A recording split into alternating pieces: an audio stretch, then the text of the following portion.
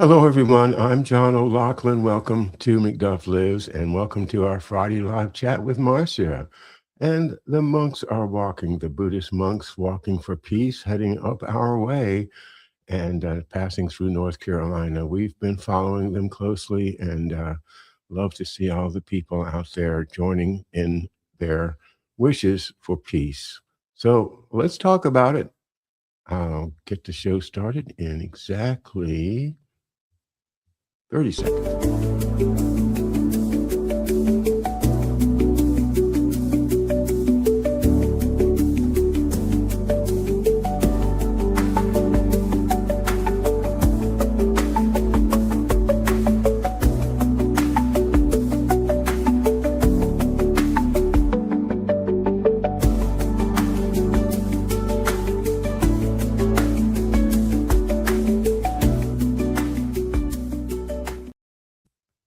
All right, and it's Friday Live here with Marcia and John. It's our McDuff Friday Live chat show, and we hope you have had a good week. It's first couple weeks of this year have been wow. I mean, the things that are happening in geopolitics and war are frightening, breathtaking, Yes. and confusing as hell. Confusing. Okay. Yeah, That's not a word I would have used. I don't necessarily disagree, but no, well, I can tell you more about it, but to me, the extreme danger of war seems to have never been in a long time so close. Whereas, and that's what I understand, the Buddhists, they don't walk for peace unless they perceive a particular bad possibility for peace on earth. And so they're walking, and the American people are responding in thousands and thousands. And I don't think anybody cares whether you're a Republican or a Democrat, or whether you have TDS, or whether you are a crazy right winger. If you feel a need to support what they're doing and you go out there, everybody goes. I do not think that there's any politics involved in this. I think that people are feeling this in their hearts, and it's compelling for us. So, and that is really a hopeful thing for humanity, that I see it in the faces of the pictures and the videos that I watch, that these people are absolutely serious. They want peace. They want it really bad. And I think desperately. They desperately want peace and the message that the monks are carrying. They want to find a world where we are united in peace. Yes.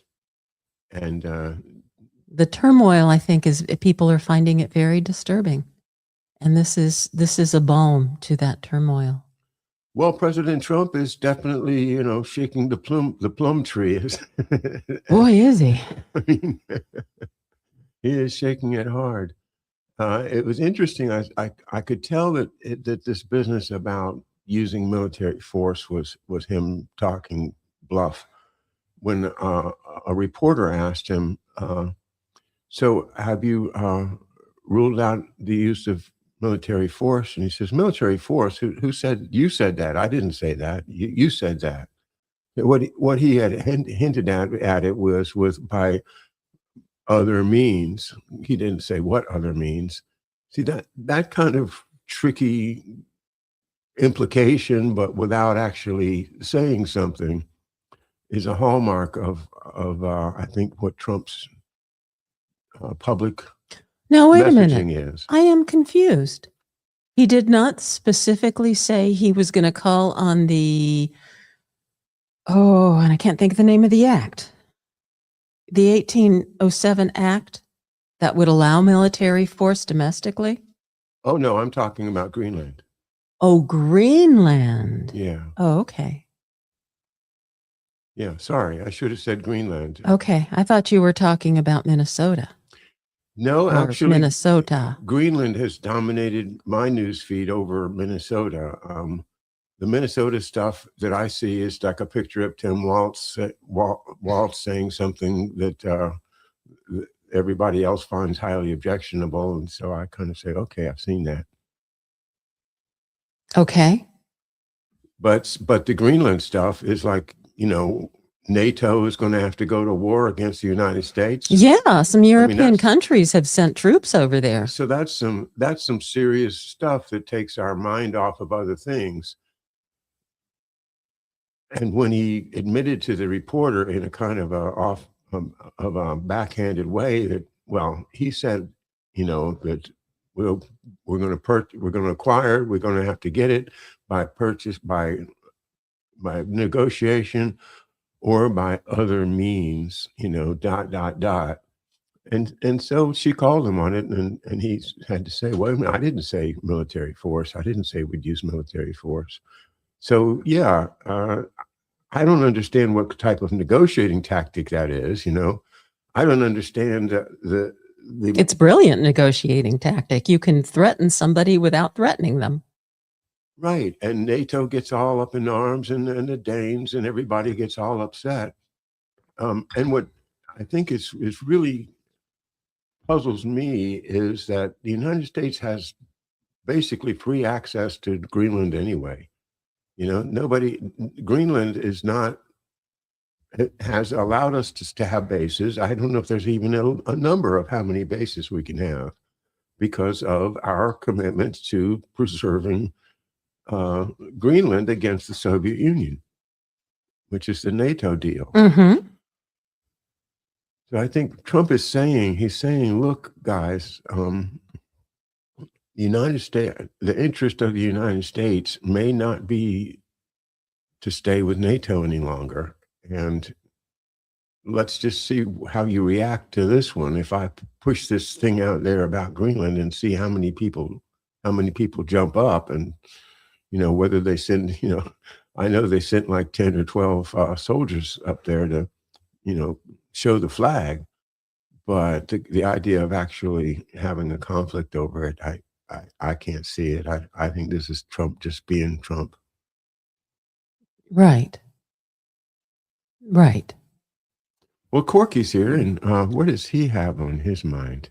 Well, Corky starts off with, the singularity is nigh, 2026.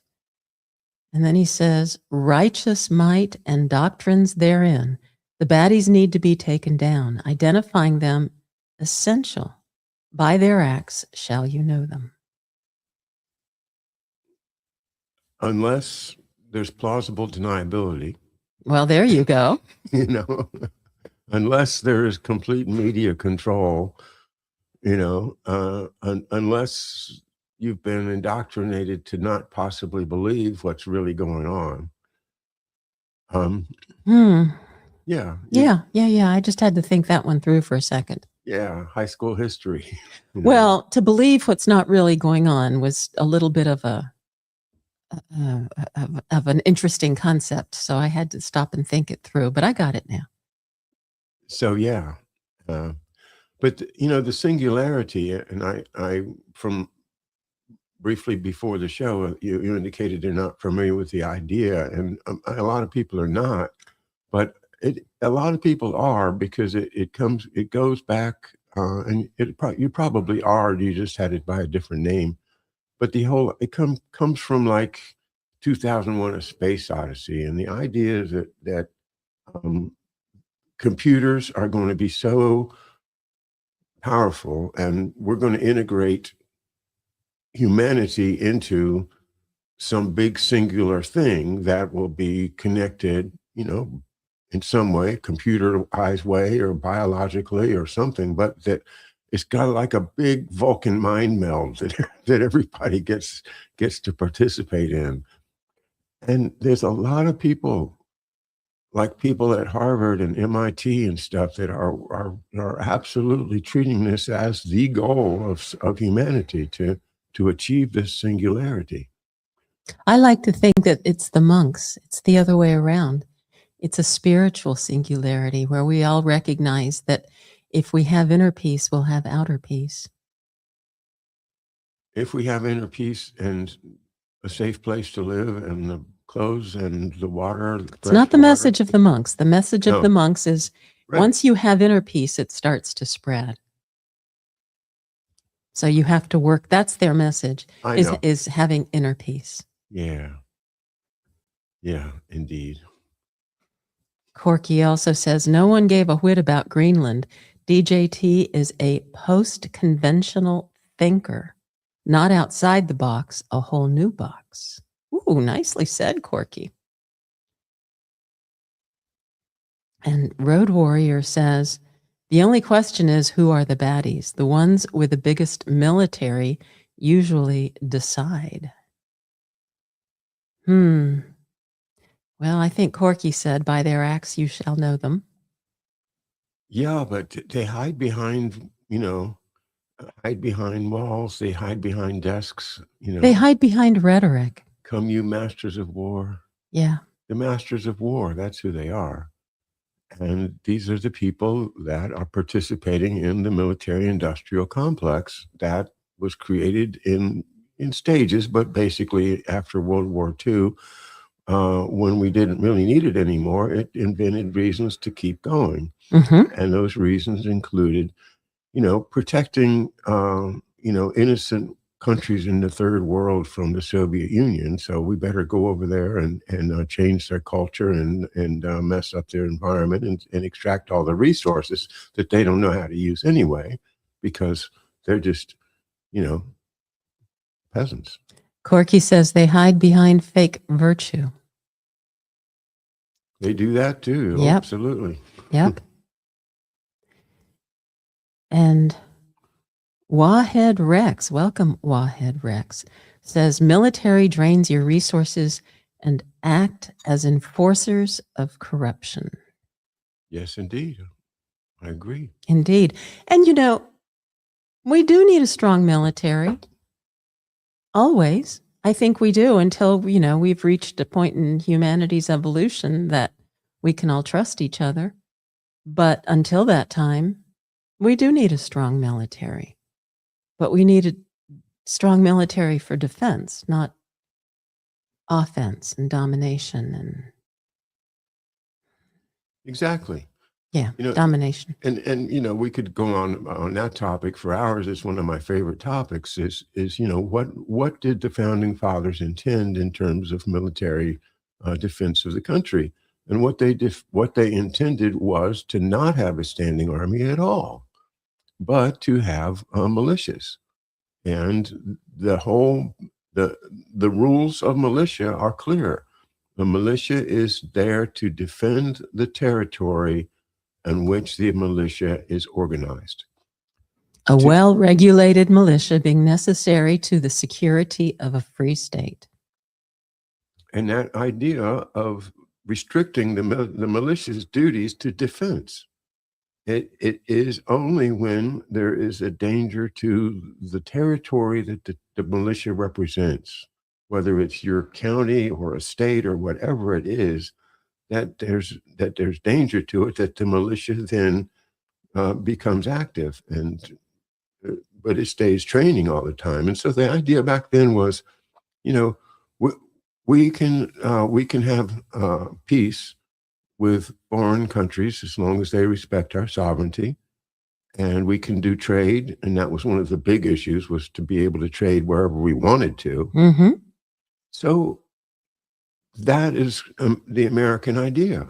And the military-industrial complex has just completely bulldozed it to the point where there's hardly any such idea left. And the militias that exist now are, there's a lot of, secret militias, the people that go out in the mountains and eat snakes on weekends that don't tell anybody. There's militias there. But I think what we really were supposed to have was a local militia that was well organized and submissive to the authority of the state, of the governor. Right. So that's one of the many things we lost as a result of our Well, it's just our history. We came out of World War II and everybody was just too exhausted to pay a whole lot of attention and let everything go in. Whatever Eisenhower said was fine. And that enabled, the Dulles brothers to just run rampant all over everything. And they are the ones, that organized this military industrial complex that now dominates everything. Right. Indeed. Yeah. Road Warrior says virtue in history can be manufactured given enough money. Virtue can be manufactured. Yeah. Corky says virtue has energy, as does vice. Energy dominance, rising abundance, or rising scarcity. What will that mean? Discuss. Virtue has energy in the sense of the Buddhist monks that are walking for peace. And that's a tremendous energy that people feel, even if you're just watching it on your TV or computer. It's amazing to me just watching some of the videos. I got a little bit choked up. Yeah. And bringing the dog along, I mean, that in itself is like, yeah, that dog, he's walking for peace, man. I love that. Yeah. And so it's been just beautiful to see that. And it inspires hope. It really does. Because of the things I said earlier, I don't think that this is anything about politics. It's just that we are so thirsty for peace. Right. Yeah. Yeah. And that's humanity. And, to say that, this is the other side of the singularity business, because the singularity business is really a totalitarian government of everything, because somebody is going to be running the whole shop from the top, a committee of oligarchs, an emperor, somebody, and completely with whatever kind of technology they have at the time will be able to control every human being on the planet and make sure that they don't step outside of their boundaries, and to make sure that they do their tasks, and to make sure that they don't start reading forbidden material or saying things on the internet. And that is what frightens us about the singularity, is that really is just another name for totalitarianism. Resistance is futile. Yeah, the Borg. Yeah. Yep. Historical consciousness is so DIY, says Corky. Do it yourself. Prester John says, I find it wildly ironic how the people who rallied for decades about tyranny are now cheering on the tyranny. Garden Girl is here. Hello, Garden Girl. Always our boys. Heard that we are sending troops to Iran now. I hope that's not true. I don't know how much anybody's following the Iran business.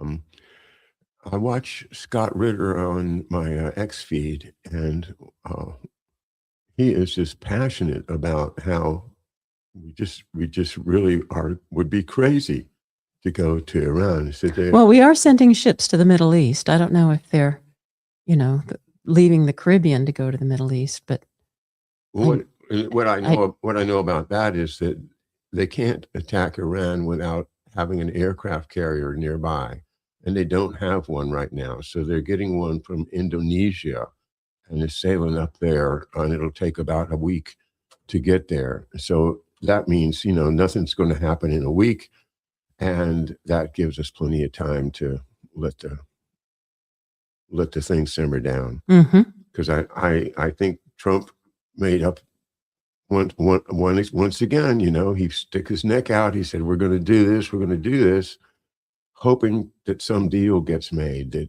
we don't know what the deal is, but he was just making a threat, because there's something at stake that he wants everybody to give him on the basis of not wanting to get bombed by the USA. Who's him? Trump. Okay. But who's making a deal? You've lost me a little bit. I don't know who's making a deal. Oh, just okay. saying that Trump is a deal maker. That's what he does. So when he puts all this pressure on Iran, how, we're going to go and Israel's going to go, we're going to take down this criminal, theosophy that nobody wants. What do you call it? Theocracy that, nobody wants. They're oppressing the people and all. But on the other side, you have people like Scott Ritter, who's traveled there, and others, just if you want, you can just Google Iran politics and you'll see this is a very, very contentious question of whether the people of Iran really want to have a revolution or whether this is agents provocateur, as it always is, from the Mossad, which they assume that they admit the Mossad is there. Mm-hmm. And they want to topple this regime, apparently to reinstall the Pahlavi, the Shah, Right. the Shah's Shah. son, who everybody says is a worthless, and Well, not everybody, but many. so the question is, we're not there. We don't get to know what's really happening, but in hindsight now, it looks like it was another one of Trump's. Just statements, an over-the-top statement, trying to get some deal. I don't know what the deal was, but some deal. Okay. Well, my sense is that Trump was trying to get them to stop killing the protesters. Oh. And that if they didn't stop killing the protesters, because hundreds have died, as far as we know, they've also cut off all communication. So exactly what was going on was still unknown. But yeah, killing the protesters was the big challenge that I think was being addressed by the possibility of our intervention. But I don't know. That might have just been a cover story. Yeah, I don't know how worried Trump is about protesters in foreign countries, but I view it as a, well, I've explained what I think it is. Right. Well, Trump is very vocal about people dying in other countries when there are conflicts that in places where he has an agenda. Let's put it that way. Yeah, he does have an agenda, and probably Iran is objecting to whatever the ultimate plan is for Gaza. Well, it's the economy of Iran that started this protest, supposedly. Now, I think you have expressed some skepticism about that. And who exactly is protesting? Is it the businesses? Is it the people? But the real is their unit of currency? I don't know. It has just plummeted. Uh-huh. And so the economy is horrible. Yeah. And it's not a rich country anyway, which you would think it would be given, energy resources. So in my view, that's probably the result of manipulation of their economy by greater forces that are just, it's like, it's fifth dimensional warfare, where not only do you have the boots on the ground, but you've also got cyber attacks and, manipulating oil so that they don't get as much as they need or destroy their production capacity. Those kind of the idea that it just happened to happen, that their economy went to hell at the same time that there's people out there doing violence in the streets, it looks like a pattern to me. Well, it's certainly in Iran. They had a revolution. I just read a book that took place in Iran. And they had the revolution in 1953, about which I know very little, which is what I learned from the book, and then the one in 1979. So, the people of Iran have been dealing with both cultural and government changes and revolution for a lot of decades. And they went from one extreme to another. And of course, they went from a pretty free and open society to the strict Islamist society, which has more impact on women than it does men, but has significant impact on the women. I would have to update my knowledge of how their culture is right now because, the impression I have is that the women are pretty free there in Iran in 2026. But okay, that's not the impression that I have. Okay. The impression that I have is that a lot of the Islamist restrictions on women are applied now. Oh, well, I don't know. Yeah, interesting.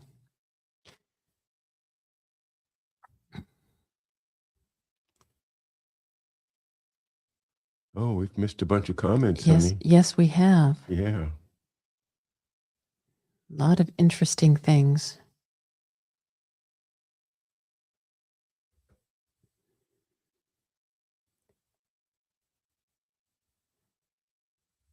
Well, Brightmore, let's just go there.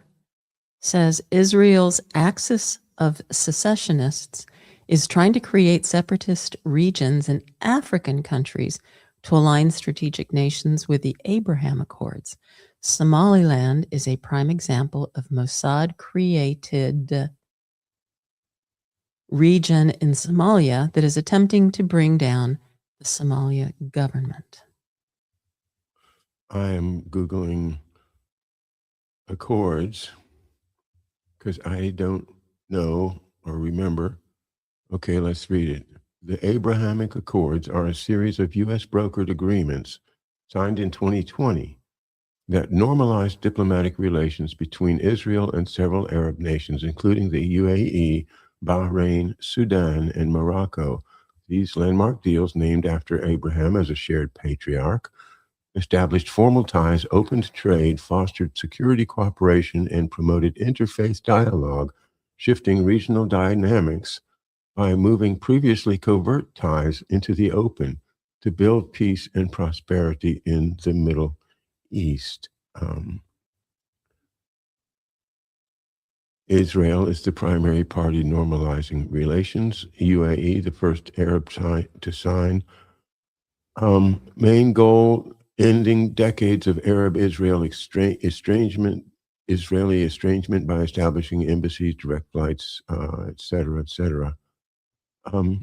Okay, that's okay. So they want to bring African countries into the Abrahamic Accords. Mm-hmm. Okay, I see. So they're basically creating a little economic zone of some type. That apparently so. Yeah.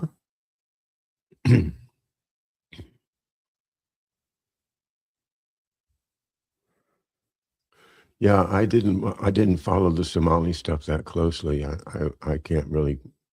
Right. Yeah. Right. Brightmore says same Mossad tactics in Iran.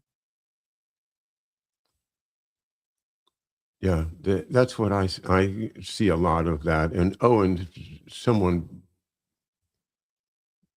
pointed out that yeah, there it is, Walk's head. Oh, you go ahead then. Oh, well, I was just going to add to Brightmore's comment. Mossad interference in Somalia with the creation of Somaliland appears to have backfired, however, on Israel in terms of popular sentiment against Bibi's machinations. Mm. And what were you referring to? Hanging Mossad spies. Yeah, this is another thing that Scott Ritter was big about yesterday on his interviews, was that the Iranians have found the Mossad agents provocateur and are executing them, and so that's an indication from Scott Ritter that the government has the upper hand in this. It's interesting. Mm-hmm. I don't know. Like I say, it's so hard to know what's going on in a foreign country, period. But then on top of that, a foreign country where there's revolution or you know, and no American media there at all. It's just And cut off communication. yeah. Yeah, Brightmore says checked the air and ship movements, did not see our ships near Israel. 3 UN warships are on the coast of Lebanon, however. Okay.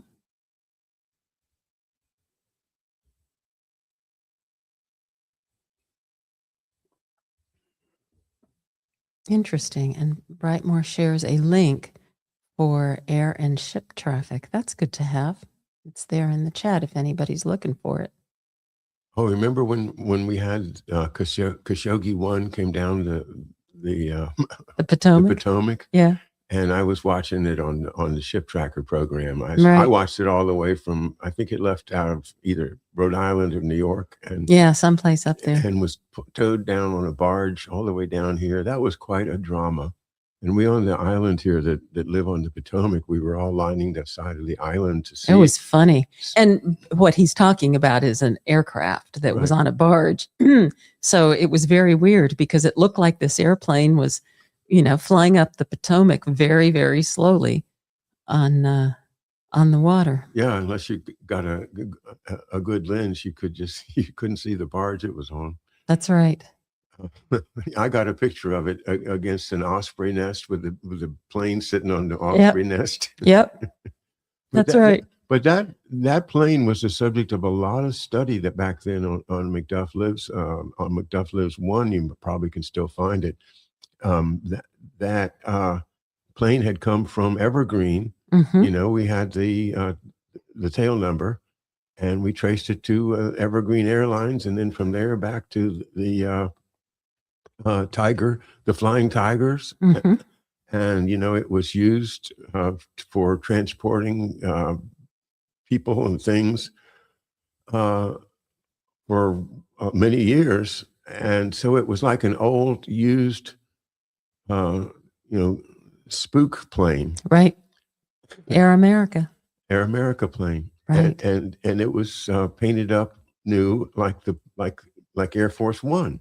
And so it looked just like Air Force One. And well, that's how it was used. They took it up to National Harbor and used it as an attraction. Yeah. That you could walk on it and see what it's like on Air Force One, though not much of the inside was finished.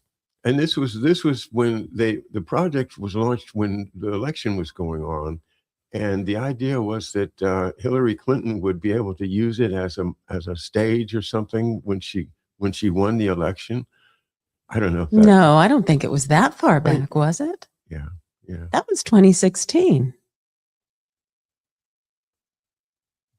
All right. I don't know who was. Never mind. It's a side issue. Okay. Well, yeah. Anyway, excuse me. But anyway, that was quite a lot of interesting shows that we did around that. So Brightmore says Elon has been trying to restore the internet over Iran with Starlink. Yeah, I read that too, that Iran's trying to figure out how to ban Starlink. Khomeini is 86, says Garden Girl. Ruling is theocratic. I believe the youth of the country want more freedom. I don't know if they're going to get it with the Shah of Iran. The Shah's reign was brutal and supported by the Savak, the secret police that were trained by U.S. military, specifically by the father of the general that won the Iraq War. I can't remember his name, but Stormin Norman Schwarzkopf. Oh. Stormin Norman Schwarzkopf's father trained the Savak. And so, and the stories of the Savak's treatment are just horrific. So I can't wish for this revolution to succeed, knowing that it's going to get back into that horrific, imperial, what do they call it? The pheasants, the peacock throne. Oh, the peacock throne. Yeah. The peacock throne. It's bad news. Yeah.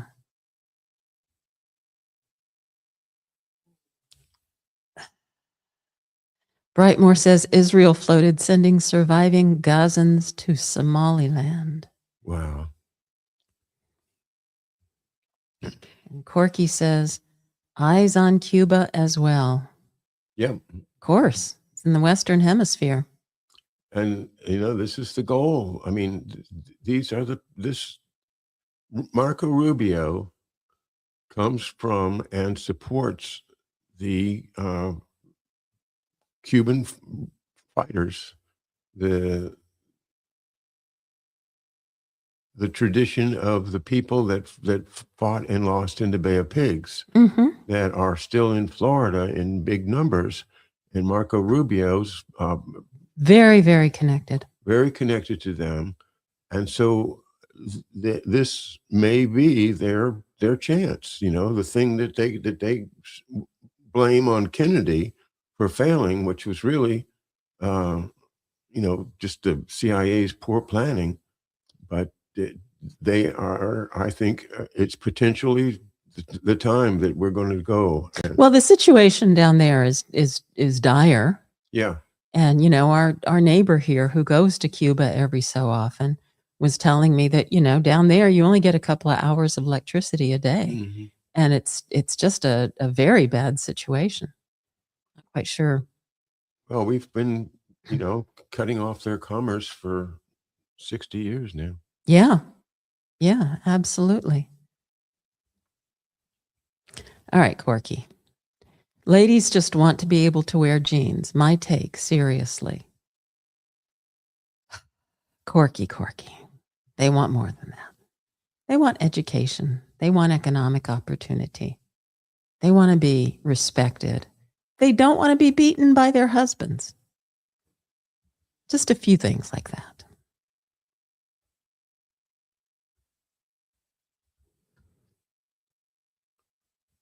All right, who's next? So, Wahed Rex says Trump is also deporting people to African countries. Oh, I hadn't heard that. Oh, yeah. Is he? Yeah. Mm-hmm. I forget which country said like that they'll. Malawi or something like that. I don't know if it's Malawi. I don't think it's Malawi, but I was can't. just thinking of probably the poorest, worst places in Africa to put somebody. And I can't remember, but definitely. Yeah, Liberia maybe. Garden Girl says, all right, there we go. U.S. officials report that aircraft carrier USS Abraham Lincoln and some warships from its strike group were on their way to the Middle East from the South China Sea, a roughly week-long trip. So there you go, like you said, a week. Yeah, who knows who we might take over before the week runs, No, a lot can happen in a week, especially in the Trump world. I do have a question about Trump, but I'll save that for later. Well, Rezvedka asks an important question. If they're leaving the South China Sea, then what is left in the Pacific? It's a good question. I would assume that there are others.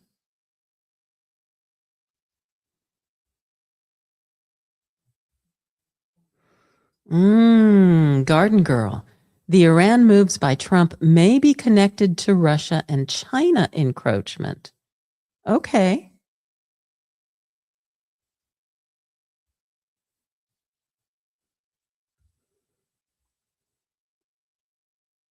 Meaning Russia and China encroaching into Iran? I'm not quite sure I get the context of that. Well, the way I take that is that, and I'll put it back, China and Russia are encroaching in the Western Hemisphere.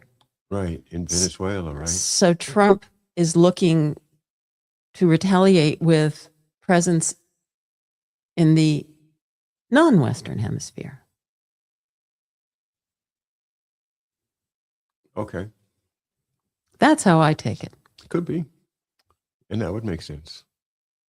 If I've got that wrong, Garden Girl, let me know. Yeah, it seems it's just another example of, Trump says he's going to concentrate on the Western Hemisphere. right? We're going to pull all of our people out of the Western Hemisphere. And the next thing you know, he's threatening, a massive war against Iran. You never know what he's going to say. Well, Iran has been in his sights for a while. I mean, we already Yeah. have attacked Iran once. Right. So why does he first say, "Oh, we're concentrating on the Western Hemisphere," and then now he's got to turn around and say, "Well, no, we're not."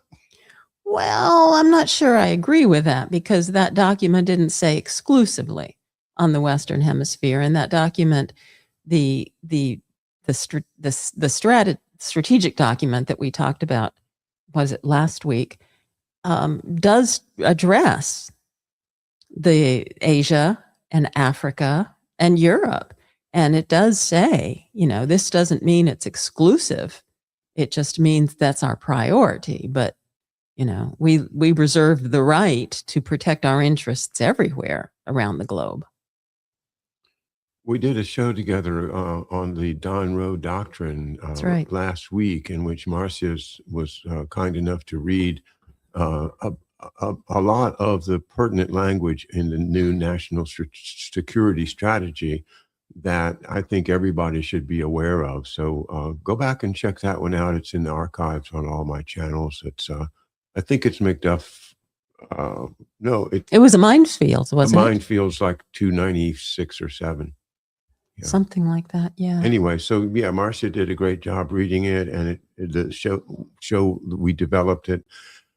This has not been done in mainstream media at all. This is the kind of analysis that people need to understand, that these actions are consistent with the new strategy. If you just knew the new strategy, it would make sense. Right, exactly. Razvedka says, we fracked the heck out of Texas and we need that Venezuelan oil. I don't know. It's interesting. You see Mike Benz a year ago walking down someplace in Texas saying, we've got all the oil in the world. We got the biggest oil deposits in the world. And then you hear, oh, it's the wrong kind of oil. We can't use that kind of oil on our machines right now. And then the same question comes up with the oil from Venezuela. Is it the wrong kind to use in our refineries? Oh, what is that? Is that your phone?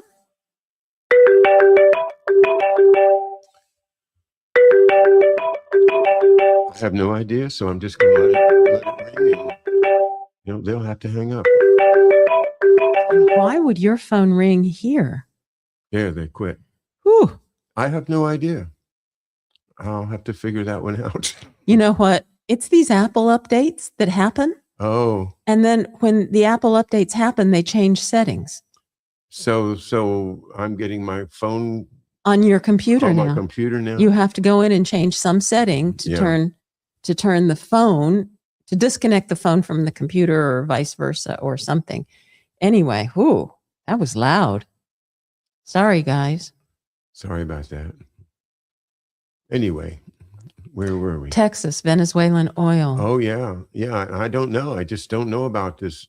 Trump says we got all this oil, and then he turns around and we need Venezuela's oil. Or is it something else? Is it stuff in the mountains, the lithium or something like that? There's other resources. Yeah. Though I never heard Trump say we need the oil. They said they're going to give us 50 billion barrels. Right. He said it's our oil and we're going to take it, but he didn't say because we need it. Yeah. He's saying because we're going to make money off of it. Right. There's a big difference. Yeah. But if you needed it, wouldn't you say, I'm not getting it because I need it. I just needed, I'm just decided to go into a new venture making money off of oil. Well, we need money. Yeah.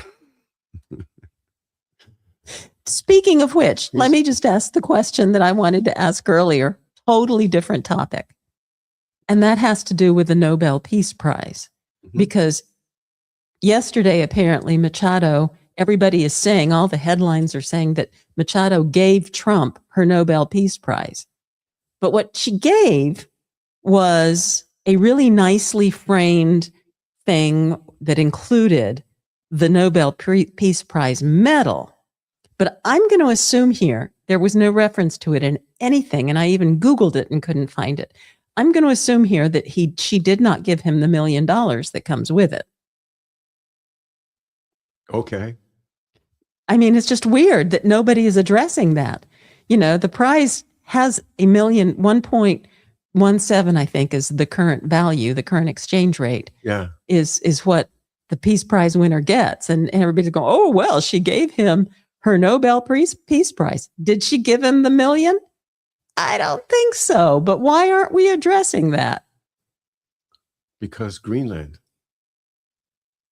What about Greenland? It just takes up all the space, in our heads. Okay. Yeah, it takes up all this. How that the media has scientifically figured out how many stories we can handle in one day, how much time to devote to each one of them, and how to keep us from looking at stories they don't want us to look at. And they're very good at it. So, well, my news sources actually have been talking a lot about Minnesota. Yours haven't, but mine have, because it's the Insurrection Act that Trump invoked, that he said, and that's from, I think, 1807. Yeah. Where the Insurrection Act, where you can use our military to quell insurrections, domestic insurrections here at home. And he's going to send the military to Minnesota to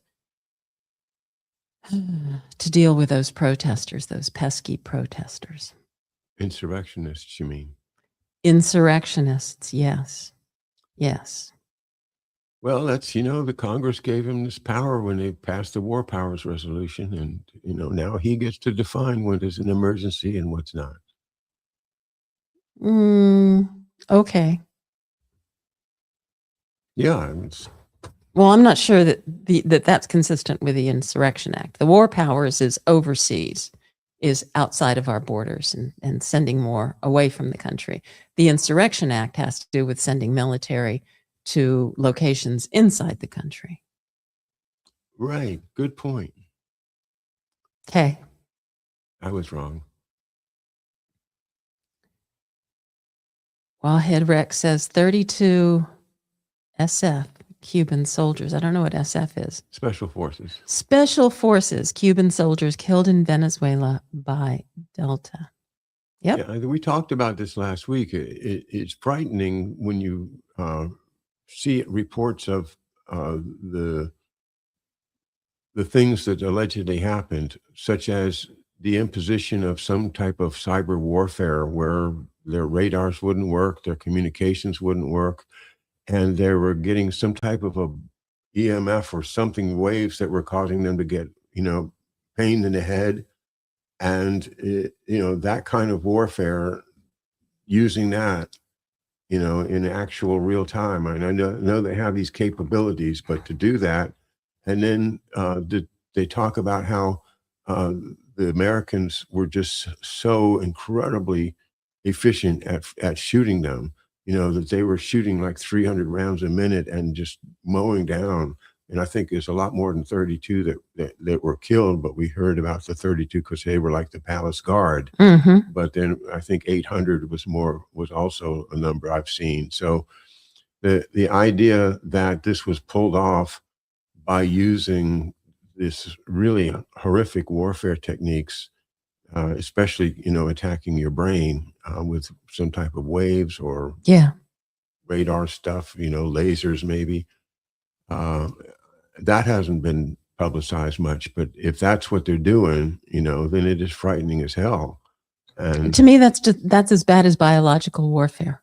Yeah, it is. And it should frighten people that, they're not doing that in Minnesota today, but they could be doing it anywhere in the United States once they cross that line of it's a national emergency. Right.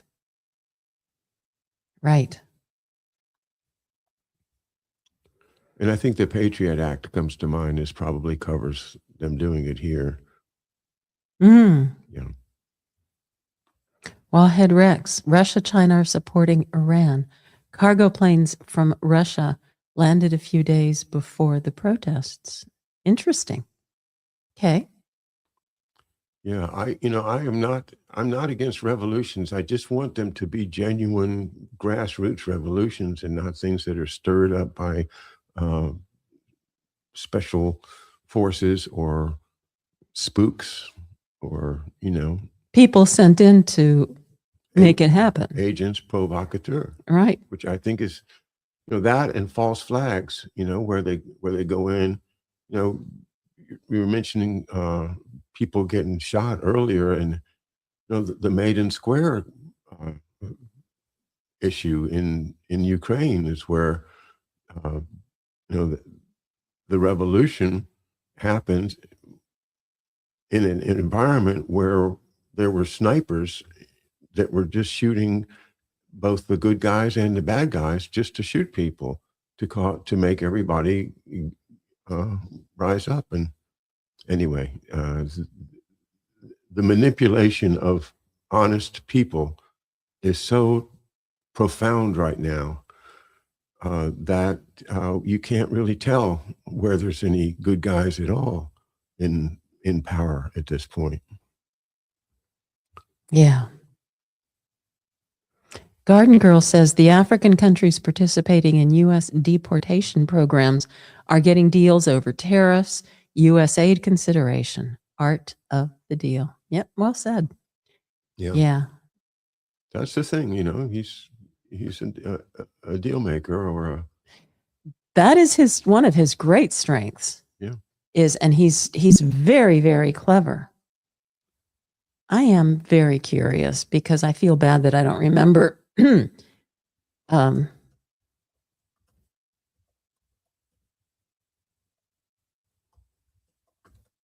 is taking deportees from U.S. The U.S. has made deportation agreements with several African nations. Now, this, of course, is the AI overview from Google, including Ghana, Rwanda, Eswatini, which is the former Swaziland, South Sudan, and Uganda, to accept deportees, often non-citizens, as part of immigration crackdowns, though Nigeria has refused such deals, with countries often seeking aid or favorable terms in return for hosting migrants.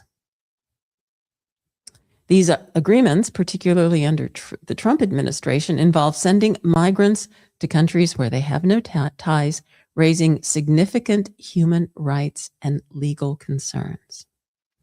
So there you go. Those are the countries, Ghana, Rwanda, Eswatini, South Sudan, and Uganda, that have done deals with us. I wonder what, if any, planning is done for what happens to these people once they get off the plane. I think that our position is it's not our problem. Right. And that's just tragic. Yeah.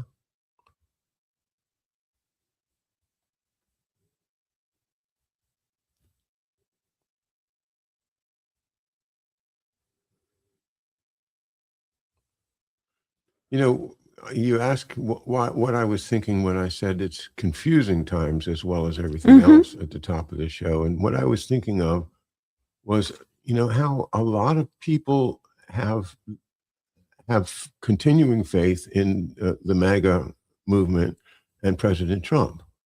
A lot of people I consider to be friends are pretty angry at anybody that thinks that he's doing something wrong in snatching Maduro and invading a sovereign country. And it's a very touchy subject that I think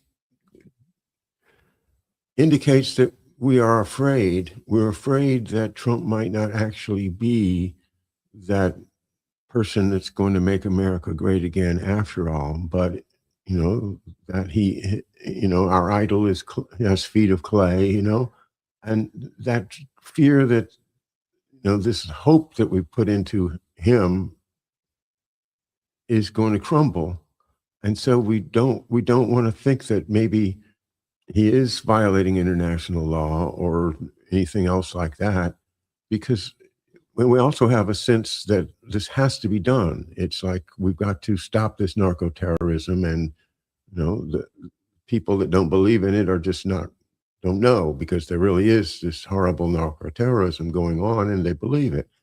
But when when I see the difference between uh, what most media, and like Scott Ritter, for instance, I think on the left side would say is really bad news. We have a really interesting and growing new podcast channel, been there for more than a year now, called Promethean Action, Mm-hmm. with Susan Kokinda and Barbara Boyd, and their show is really well produced. They write their material in advance, and they're good. They're really good writers, and really pro Trump, pro MAGA, and don't have any problem with what he's doing in terms of international law or any of that. That what he's doing is pulling the empire out of the Western Hemisphere. He by attacking their source of funding, i.e., the drugs, by attacking the banking system. They anticipate, the Cayman Islands and all the tax-free money laundering places. And other things that he's doing around the world are all part of a big plan, which in fact will result in making America great again. And I would like to believe that. I would like to say, yeah, you guys are real smart. You've been studying this for 50 years. And, they came up in the LaRouche movement and broke away, mainly because of their profound support for President Trump's election, as opposed to the rest of the LaRouche group not being so sure about wanting to support Trump or anyone else in the presidential election. But the idea that they have been pro-Trump for a long time, and this group, they call themselves now Promethean Action. So that's what's confusing to me, is that I see people that I respect, that are just pounding sand, saying, "God, how could Trump do this? He's violating the sovereignty. He's violating all kinds of principles and international law." And on the other hand, we have Promethean Action saying, "Hey, pay attention. This is what he said he was going to do. He's doing it, and just keep the faith." So I find it confusing. Wow, that's so well put, because now I'm confused too.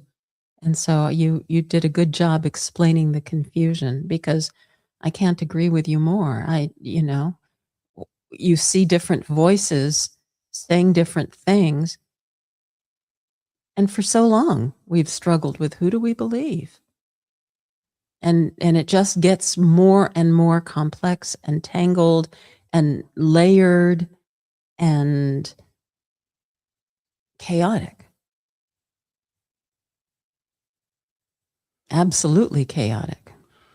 Well, here's something cheerful.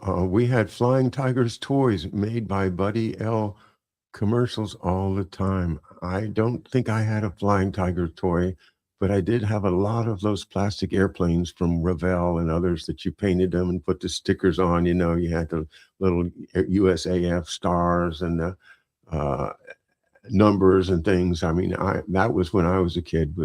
We had model airplanes and model race cars that came in plastic kits, and we'd paint them up. I mean, Flying Tigers toys sounds like fun, and that's kind of what Khashoggi 1 was an old Flying Tiger plane, used as a toy, brought down to National Harbor, with hopes of renewed energy, dashed when Trump won. So that was fun to remember Khashoggi 1, and to remember those plastic toys and the Flying Tigers and all of the stories, Claire Chenault, and it's all important history. It's all very important. And I'm just going to keep studying it, and I'm going to keep sharing what I think. I find it's something that I think when I need to share, I'm going to make a Mindfield show out of it. somebody I want to understand better. I'm going to try my best to get an interview. And when I'm really confused, then I'm going to get together with Marcia and she'll help me sort it out. I wish I could. I can't always. But you know what? We have a group of really engaged and smart friends who are here with us who will together, we'll all sort it out. Thank you so much, everybody. We will be back Monday with a new edition of Undo the Coup.